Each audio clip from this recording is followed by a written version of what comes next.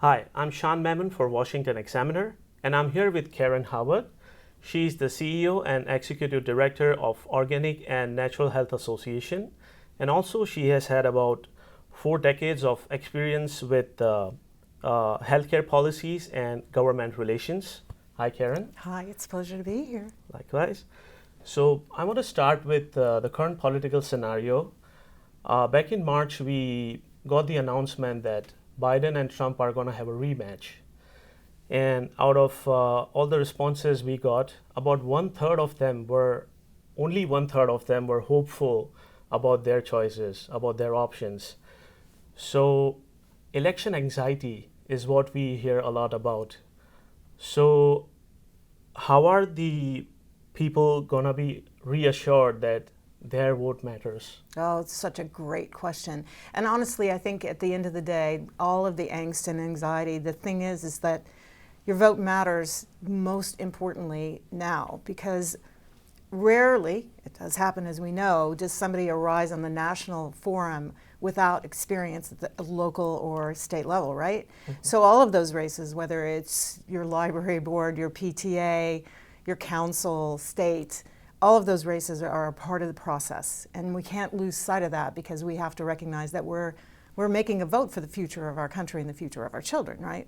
So you have to maintain that sense of positivity and power. And that's challenging to do in an environment like that. So as we hear about DNC and RNC, that one of the candidate might have a jail time and another candidate is getting a lot of calls for stepping down due to his mental and physical fitness. This whole political scenario, how are people gonna manage their election anxiety? So, we've been at this now for over 8 years. And in the beginning, it seemed like no one could sit around a Thanksgiving dinner table together. It was so anxious and ugly at times. And now I think people have gone silent.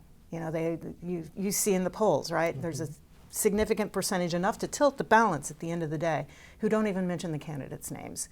And I think that building a way to be able to take in information without feeling it in your body is really important, because all of this anxiety starts physically and can really take a toll on your health. So the question is how can you be an observer?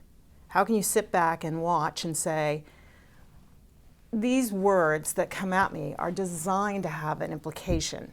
They're designed to make me think a certain way. How can I look at it and go, that's interesting? Or, be creative about how you view it. I've noticed in almost every interview that I do that no one mentions the names of the candidates, just to keep the peace. And so I've renamed them Mary Todd and Martha Washington. Okay.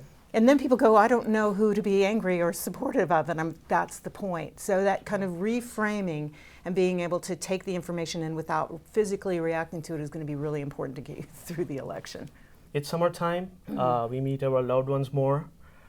But we go on vacations. The problem is, how can we get along with our friends, family, and even colleagues when they don't agree with our political views?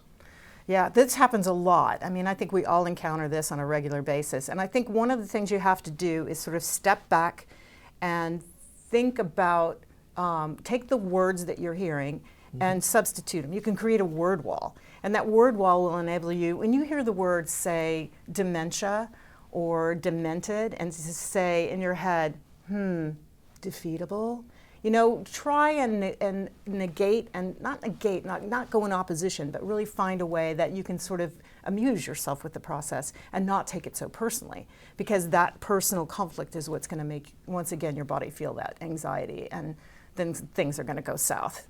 Is there anything else you want to add up? I would want to add, I just want to say that, this process where we are now can feel really overwhelming.